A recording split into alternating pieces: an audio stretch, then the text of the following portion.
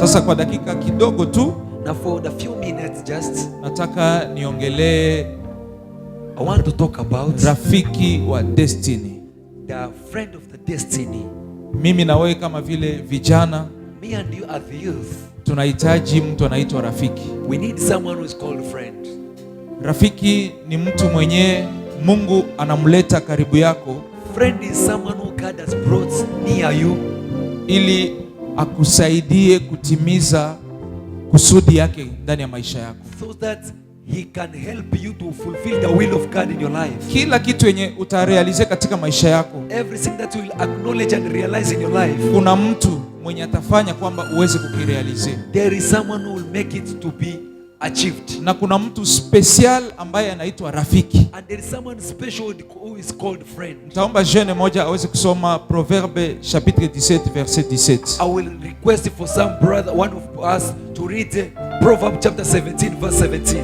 Proverbe 17:17. Proverbs chapter 17 verse 17. Simama tu usome telefone yako Just stand up and read kwa in lugha your yote yenye voice, uko nayo kwenye. in any Yes, karibu. version you have. Amen. Welcome.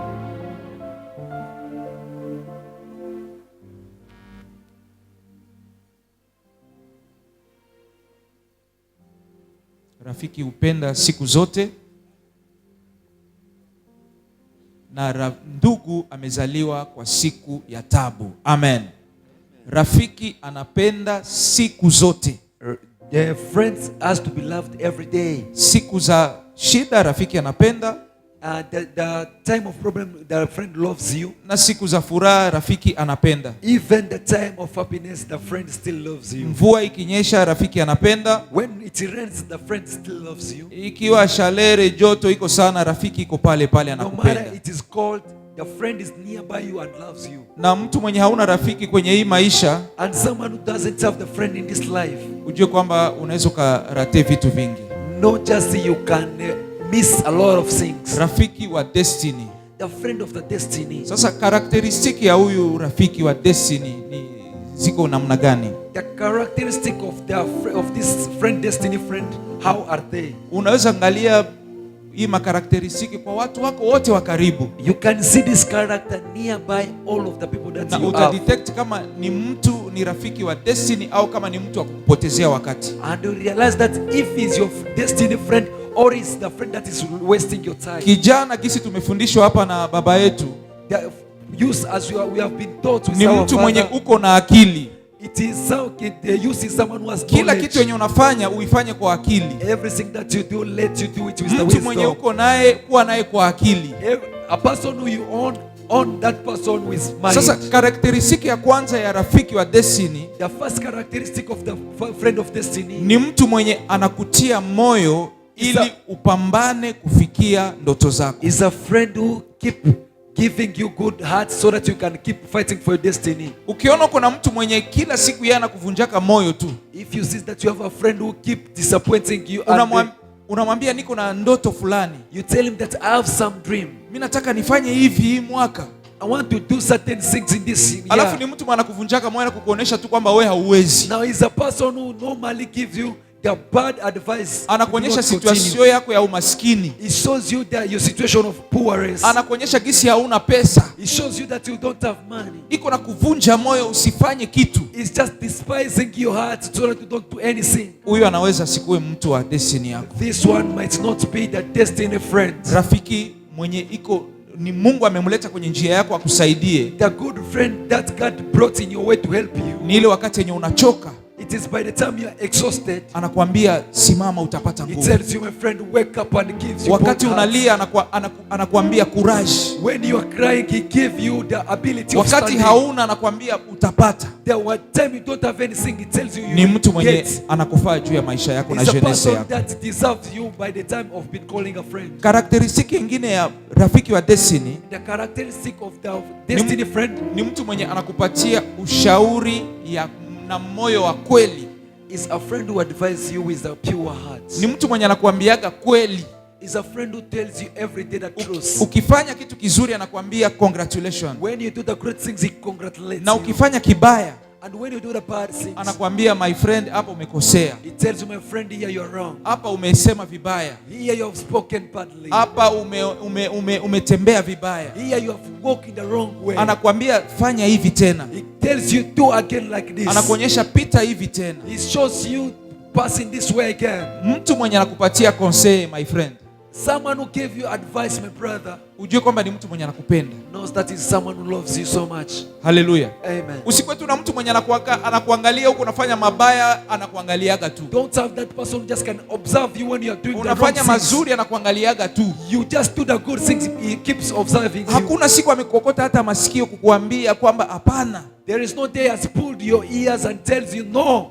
Ule atakuwa sio mtu wa destiny yako. That one might not be your destiny friend. Karakteristiki nyingine ya rafiki wa destiny Another character of their destiny friend ni mtu mwenye anafurahia mafanikio yako. is someone who is happy when you prosper. Yaani gisi huko naendelea, The way you are prospering, gisi huko nafanikiwa, the way you are succeeding, yeye anafurahi. he is happy and glad. Hata kama yeye hakupata, Even though he did not get, wewe unapata, but you got, anasikia kufurahi. he feels happy and glad. Yeye ni wa chini, hana kazi, He is down, does not have job, lakini wewe unapata kazi, but you on the job, anafurahi. he is happy for you. Mwi dunia ya leo, In this hour, in the world of today, ukiangalia mzuri, if you see it very well, hakuna mtu anapendaga ufanikiwe kumpita. no one is happy to succeed than him. Hakuna mtu anapendaga upate kumpita. No one can be glad when you prosper than him. Hakuna mtu anapenda ufurahi yeye aliye. No one can be happy for you to get to be happy. He is Sasa crying. ukiona tu miongoni mwa watu wengi mwenye anafurahia wakati unafurahi,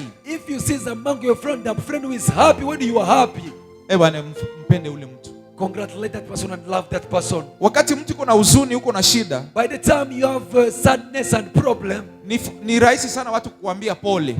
a lot of people, it is easily to tell you sorry. Hata ya unafiki mtu atakwambia tu pole. Even as just the enemy, just they can tell you sorry. Lakini kujua pia mtu mwenye anakupenda But to know someone who loves you better, ni wakati unaona na celebrate unapopata. it is by the time you see that person is celebrating by the time you got. Wadada wengi A lot of sisters, mtakuwa marafiki, you will have the friends. siku ukimwambia tu nishapata fiancé, By the time you told that sister that you have got a partner, anaweza fanya sambla, she can pretend. lakini ukiangalia tu mpaka ufanye mariage, But if you see that till when you do marriage, wengi unapotezaga marafiki, a lot of people you lose na yeye friends. ndio atakuwa kwanza kukuchonganisha kwa rafiki yako. And that your friend, will be the first friend to Atamwambia maneno ya uongo juu akuache. go and give the bad word to you, to Sasa your ukipata ule mwenye iko na furahi na wewe kabisa, But when you get someone who is happy for whatsoever you're doing, ujue ya kwamba ule ametoka kwa Mungu. know that person comes from God. Lakini pia rafiki wa destiny ni mtu mwenye anaweza kulia na wewe wakati uko na huzuni. No, again, the destiny friend is a friend who can be patient with you until you, even though you have the sadness. Rafiki wa destiny The destiny friend ni mtu mwenye is someone, anapartage ma valeur zako. he shares with you your value.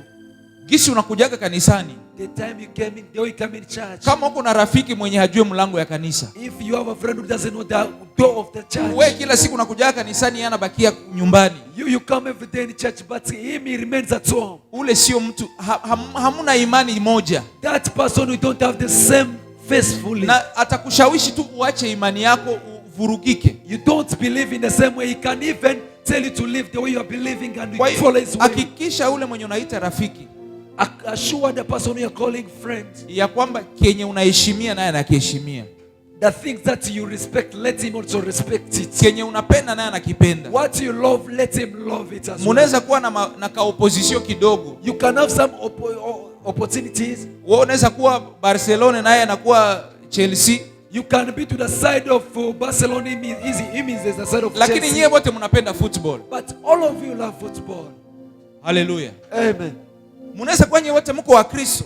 You can be all of you are Christians. Wewe unakujaga kusite Betel naye anaenda kukanisa You ingine. come in City Bethel, him also he goes to certain Lakini church. nyie wote mnaamini Yesu kuwa Bwana na Mwokozi But wa the maisha good yenu. things, all of you trust and believe God that is your Savior. Muko na mavaleur zenye nyie wote mnathamini. You have the same value that you believe too. Ule ni rafiki wa destiny. That one is a destiny friend. Ile ni makarakteristiki kidogo ya rafiki wa That destiny. one are the character of the friends of Sasa destiny. nikuambie aina kidogo tu ya marafiki benye unahitaji kwenye maisha yako, let me just give you the character of friend that you deserve to have in your ili uweze life kufanikiwa. so that you can prosper. Biblia inasema kwenye Samueli wa kwanza sura ya 16, The Bible says in 1 Samuel chapter 16, mstari ya 13, verse 13, kwamba Daudi alipakwa mafuta that David was anointed mbele ya ndugu zake, in front of his mbele ya brothers, baba yake in front of his na father, wazee wa mji. even in front of elders of the area. Amen. Amen. Rafiki wa kwanza The first friend anaitwa mzazi, is called parent, father, baba na mama. father and mother. Baba yako na mama yako Your father and your mother, ndio watu wa kwanza, binadamu wa kwanza they are the first human beings. wenye walikupenda. They loved you. Kabla hujakutana na ule mke wako, mume wako, Before you had met that your wife, your husband, kabla hujakutana na boyfriend wako before you had not met your boyfriend, na ule kolege wako wa masomo, with that your colleague from school, binadamu wa kwanza mwenye alikupenda the first human who loved you ni baba yako na is mama your yako, father and your mother. na wale ni marafiki zako, And those they are your begotten friends. sababu wakati ulikuwa mule mtumbo ya mama Because even by the time you were in the womb of your mother, alikuwa na posibilite ya kukuua tu mapema sana. she had the ability of killing you earlier. Alipitia shida. She passed through suffering. Baba yako wakati mwingine alikuwa anaongea uongo juu upate chakula. But it is a certain time your father was lying so that you can eat. Nishakaona baba wanampiga huku barabarani, I have seen a certain father, they beat him on the road. anaeleza anasema, niko na familia, niko nafanya hii yote juu ya familia yangu. He says that I'm doing whatsoever I'm doing because of my family. Mzazi iko tayari kufanya kila kitu juu wewe ukuwe na furaha. The parent is able to do everything that so that you can be happy. Na mtu mwenye uko na akili kwenye maisha yako, And someone who has knowledge in your life, kama vile tulifundishwa hapa, mtoto the way we have been taught, kila kitu afaa ufanye kila kitu, lazima mzazi akuruhusu. the child, whatsoever you have to do, the parent has to allow you. Haleluya. Amen.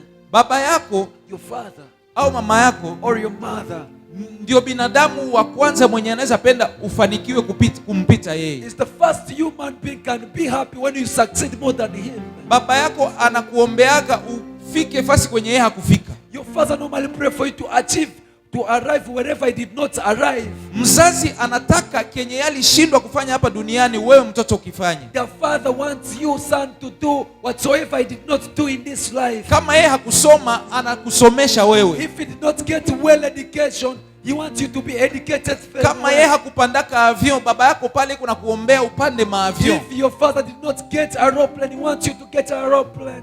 Kwa hiyo ni muhimu sana ule mtu ukuwe unajirefere kwake wakati wote kama unataka ufanikiwe. It is better to be considered to your father. Biblia inasema kwenye kitabu ya Waefeso sura ya 6, the Bible is saying in Ephesians chapter 6, heshimu baba na mama. respect father and mother. Kama unataka uishi maisha ya furaha na maisha marefu, If you want to have the eternal life, heshimu mzazi. respect your father. Ndio rafiki wako wa kwanza. Is your first friend. Haleluya. Amen. Tupigie makofi kwa ajili ya Let us wazazi. clap for our fathers. Pigia wazazi makofi. Clap for your parents. Sema papa, Mungu akubariki. Say father, wherever you are, may God Ule bless mwenye you. myombako mwenye alikukomalisha ni mzazi, ni rafiki. Your uncle grows you up is your father too. Maisha ya Daudi, The life of David, unaweza fikiri kwamba babake alikuwa anamchukia, you might think his father was hating baba him, anamuonea, baba anamsahau, that his father was ignoring him. lakini kwa kweli But truly, yenye baba yake Daudi alifanya ndani ya maisha ya Daudi ndio alifanya Daudi anakuwa mfalme. what the father of David did in his David life, it is what brought him to be whatsoever he was. Aliacha watoto wengine akasema, Daudi wewe uende kuchunga kondoo. He left as a kid and tell David, you have to go and be the shepherd. Mwingine angeona kama ni mateso, And the others can see that to keep the lakini cow, it can be Mungu work. katika Mungu wake alikuwa anatafuta ndio mchunga kondoo ili ampatie ufalme. But God in his creation and this nation, he was searching for a shepherd of sheep. Mzazi anaweza kupiga fimbo, usifikiri anakutesa. The father or parent can beat you. Don't think that he hates you. Ile fimbo ndio inakufanya ukue gisi uko pale. That kind, it is what makes you to be where you are today. Mimi siku moja hivi niliibaka pesa. There is a time I stole in our house money. Mgeni alikuja kwetu. There is a visitor come at our place. Iko nataka voyager arudie. And he wanted to travel back away again. Zamani ile watu walikuwa wanaleta mabarua, utapelekea fulani ile letter. Those days they used to bring letters to go and deliver to someone. Kwa hiyo bakaleta letter, envelope moja mlikuwa pesa. They brought some envelope for that visitor. There was money. Mlikuwa $5, $1, 5. There was $5, $1, $1. Mimi nikafungula ile envelope. Me, I opened that envelope. Nikatosha mule $2. I removed $2. Sasa ule mgeni wakati iko nafunga bitu yake anakia constate hii envelope ishafunguka. By the time that visitor was combining these things and packed them, he realized that $2 is missing. Na tulikuwa nalala naye kushambre moja. And we were sleeping together in the same room. Ananiuliza, mimi nakatala, mimi napinga. He asked me and I denied that I did not take anything. Akaenda shtaki kwa babangu. He went and reported me to my father. Bakafanya mankete, unayo wazazi wanatupita akili. Hata ukatale washa kusoma tayari. They investigate, even though he did not start, the father does not care. Bana nibembeleza, rudisha pesa, mimi nakatala. They beg me, I did not take back the money. Nilipigwa fimbo, ile fimbo sitaisawaga mpaka I leo. was caned a lot until I cannot forget the way I was beaten. Na nikakoma wizi. And I left the things of stealing. Ile fimbo haingenikomesha, ningeendelea leo, inawezekana ningeiba huko barabara wangeniuaga. If my father did not hit me on that day, by now I could be a thief on the roads. Fimbo ya mzazi ni baraka kwako.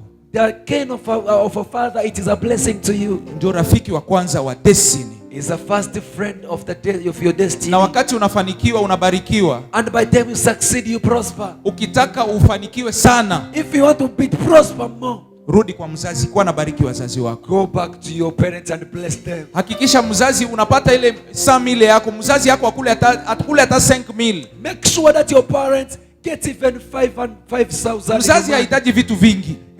Your father does not need from you. Anahitaji tu ile kidogo, na yeye kama rafiki aseme maneno mazuri kwa ajili ya maisha yako. You want just that small thing so that as a friend to speak a good word to your life. Amen, amen. Amen. Rafiki wa pili wa destiny yako, the second friend of your destiny, anaitwa Samueli. He is called Samuel. Amen. Amen. Biblia inasema Mungu akamwambia Samueli, enda kwenye nyumba ya Yese. The Bible says God told Samuel, go in the house of Yese. Nitakuonyesha mfalme mwenye utapaka mafuta. I will show you the king whom you will anointed. Samueli anafika pale, anaambia Yese, leta watoto. Samuel arrived there and tell Jesse, bring all your kids out. Yese aliona wale watoto wengine. Yes, he saw all of other kids. Samueli anamuuliza, wote hapa wameisha wote? Samuel asked him, are these only your children? Akasema kuna mwingine iko shambani. They says there is another one just is anasema akuje haraka hatutatoka kama hayafika. Samuel told them to call him, and if he has not come, Samuel is not going wakati to Daudi alifika, when David arrived, Mungu akamfungua Samueli macho, akasema mfalme huyu. The Lord God revealed to it, opened us to Samuel and told him, this is my chosen one. Aliona ufalme ndani ya watoto wengine. As a parent, he saw other king in another children. Lakini Samueli aliona ufalme ndani ya Daudi. But Samuel saw David as a king. Kwa namna nyingine, Samueli ni msimamizi au baba wa imani, baba wa kiroho. In another way, Samuel is a spiritual father or is a leader of the spirit. Ni mtu mwenye Mungu ameweka pale. Is someone who God has established there. Iko na uwezo ya kuona kenye mzazi wako hawezi ona. Is able to see what your father cannot see. Iko na uwezo ya kuona uwezo wenye uko ndani yako wenye wewe mwenyewe hauyaona. He is able to see the power and ability that you have that you cannot see in yourself. Sababu yeye hakuone kwa macho ya roho, kwa macho ya mwili. Because him as Samuel does not see you with the physical eyes. Yeye anakuona kiroho. He sees you in the spirit. Anaona kesho yako. He sees your tomorrow. Baba wa imani. The father of your spiritual life. Samueli wakati alikuwa angali kijana, Samuel when he was still youth, alikuwa analala kanisani. He was sleeping in the church. Na Eli alikuwa mule ndani. And Eli was there inside.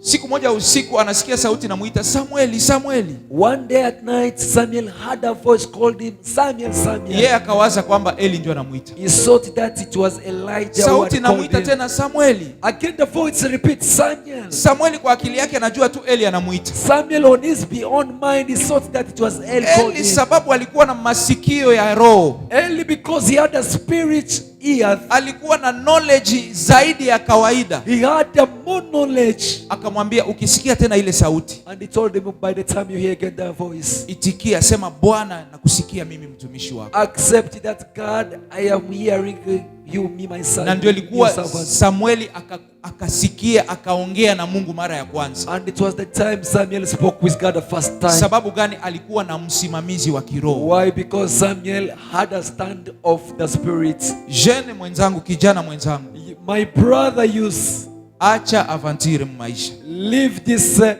vibe life. Hakikisha uko na kanisa.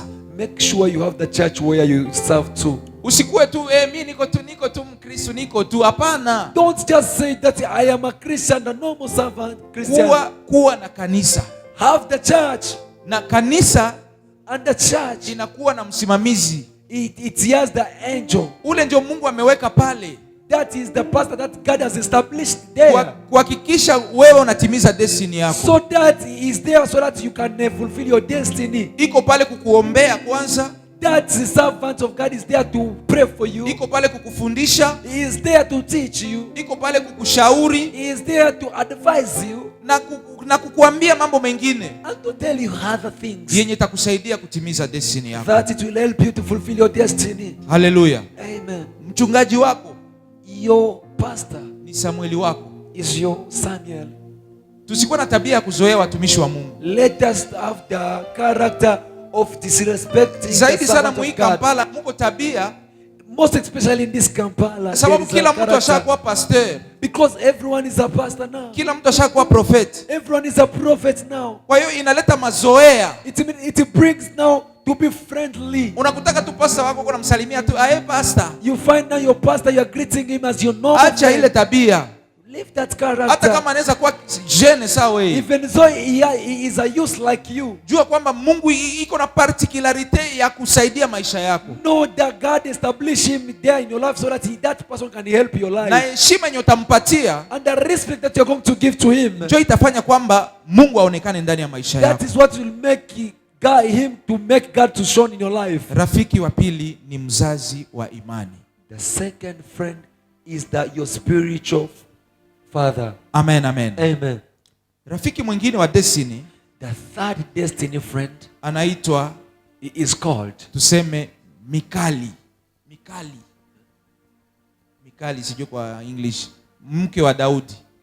the wife of Daud. Au tuseme tu kwa kifupi ni partenaire wa maisha. He is just the partner of life. Conjoint au conjointe wako.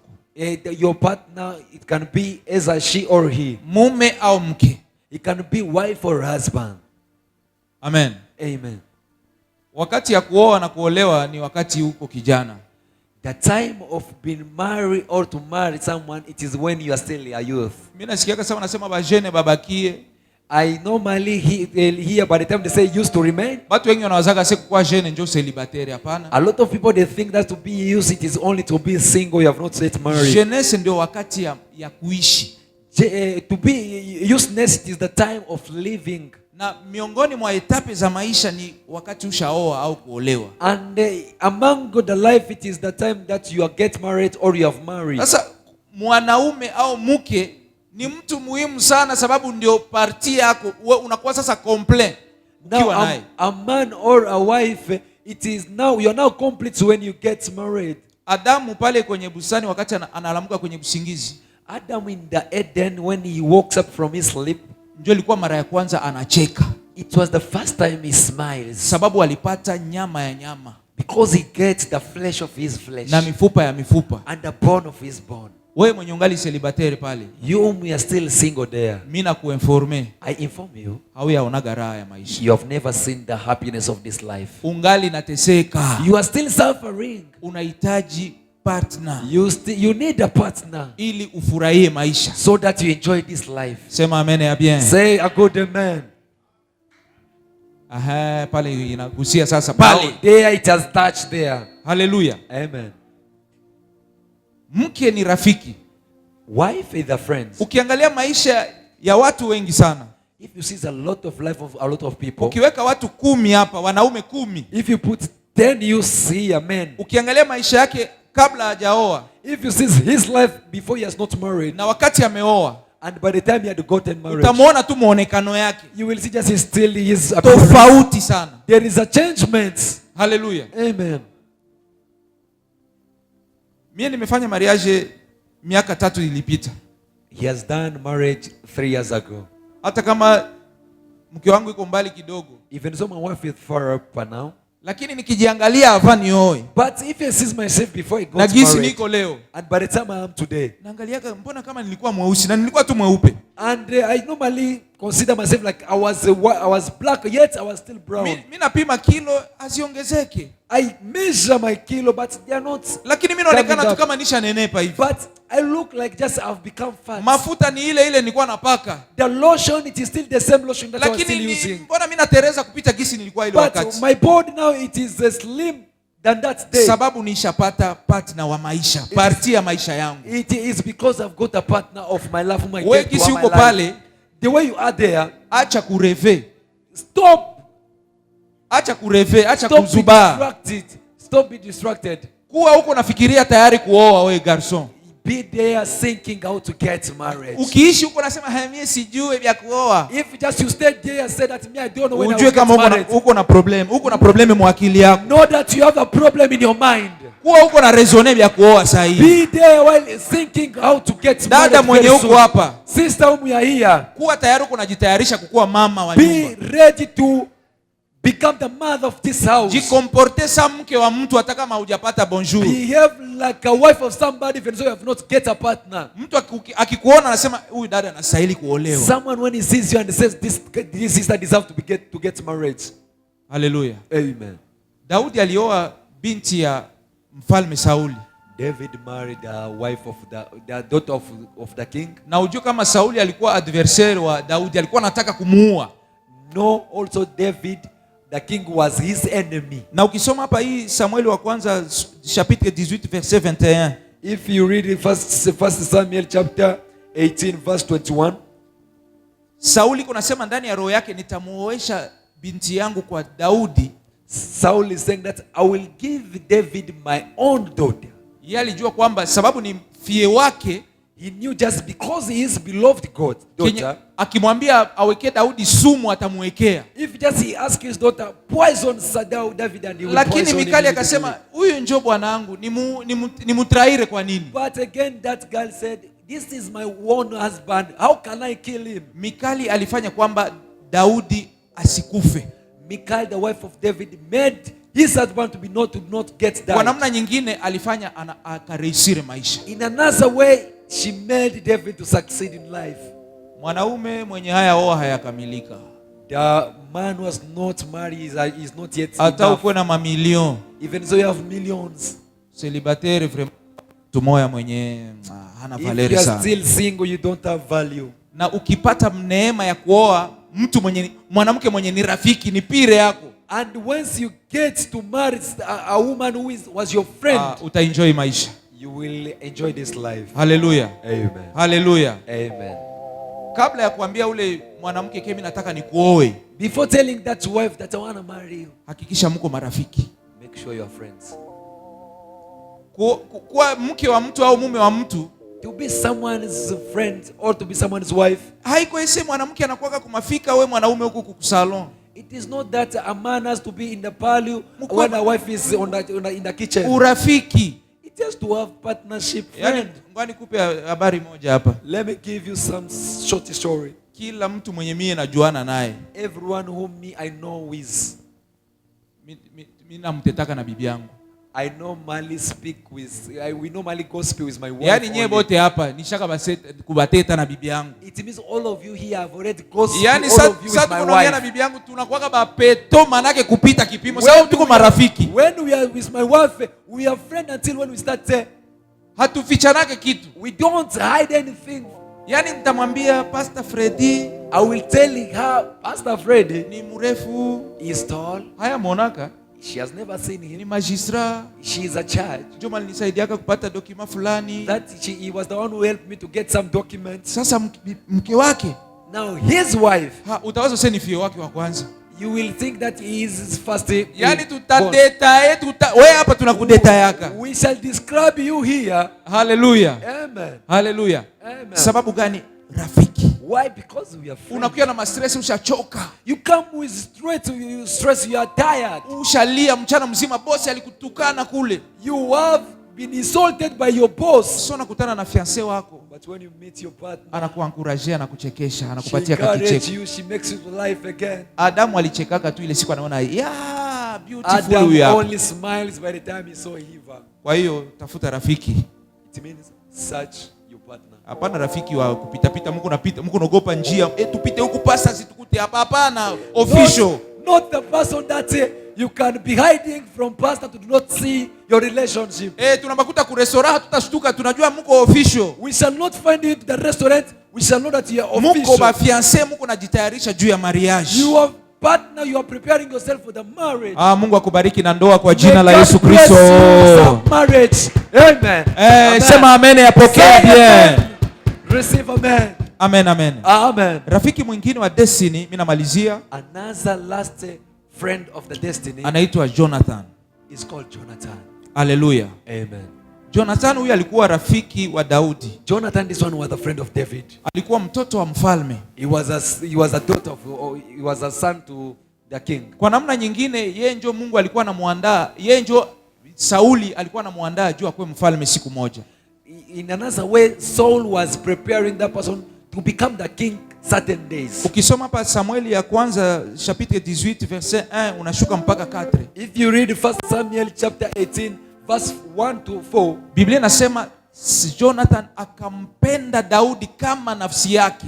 The Bible said that Jonathan loves David as his friend. Akachukua vazi yake. He took his own clothes. Nguo yake ya prince. His prince sababu clothes. Mtoto wa mfalme hakukuwa na vaa sawa watoto wengine. Because the son of the king was not to wear as a king. Ile vazi yake ya mtoto wa mfalme akaipatia Daudi. That begotten clothes he gave it to David.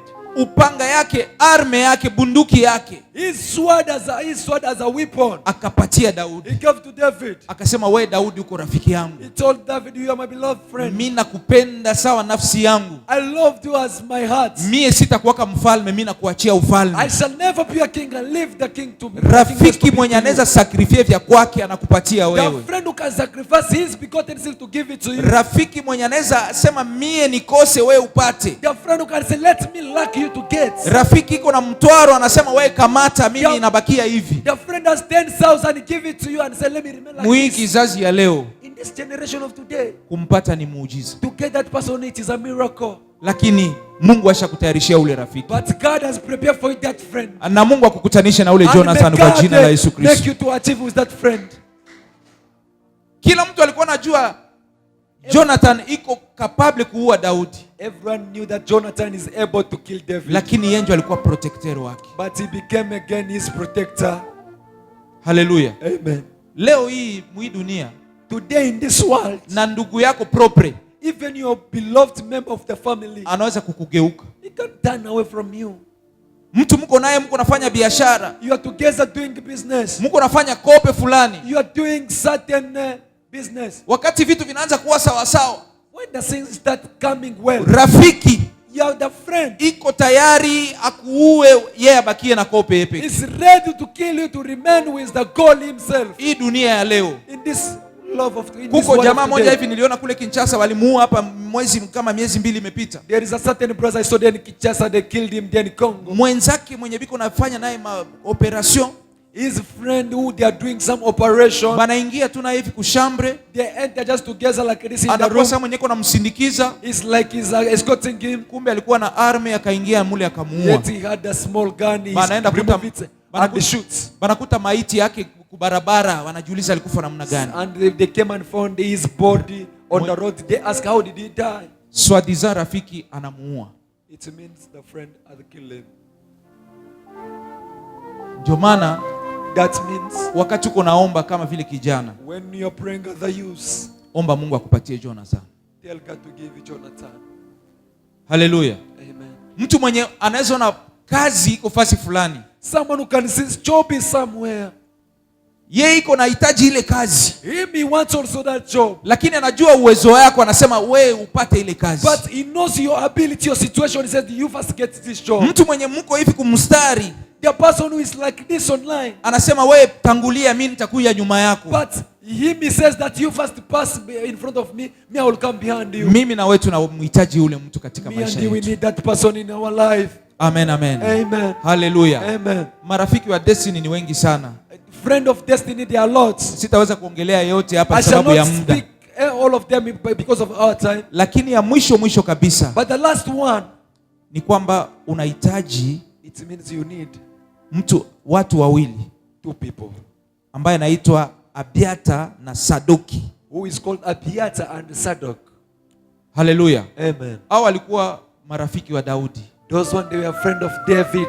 ambao walikuwa nambeba katika kiroho. The one who were carrying him in spiritual life. Walikuwa wanashika sanduku ya agano. They used to carry the covenant box. Walikuwa ni kama vile sanduku ndio ilikuwa ina represente Mungu. It is like that covenant box was representing God himself. Na ilikuwa inafanya Daudi anafanikiwa, anashinda. And it was making David to win every battle. Unahitaji mtu wa kukuombea. You need someone who has to pray for you.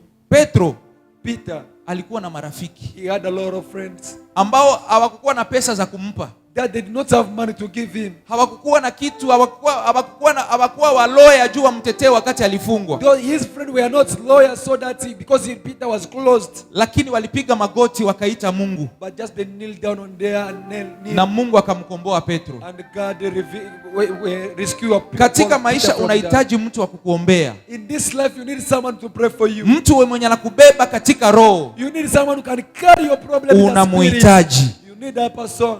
Amen, amen. Amen. Amen. Amen. Mungu akusaidie, May God bless you, na Mungu akupatie marafiki and may God give you wa the destiny friends wako. of your destiny. Inaweza kuwa kolege wako mlisomaka naye. It can be certain colleague that you study with. Usizarau relation. Don't avoid that relation. Usizarau connection yoyote. Don't despise any connection. Unaweza kuwa na namba ya mtu kwenye simu You yako. can have a number of somebody in your Anaweza kuwa phone. hana kitu, It can be he doesn't have anything, lakini anaweza kuwa na habari ya kukupatia yenye inaweza saidia but maisha he yako. can have something to tell you that Ndio can maana help your katika life. maisha usizarau mtu. That is why in life don't despise somebody. Kila mtu ni wa maana kwenye maisha yako. Everyone in this life is important.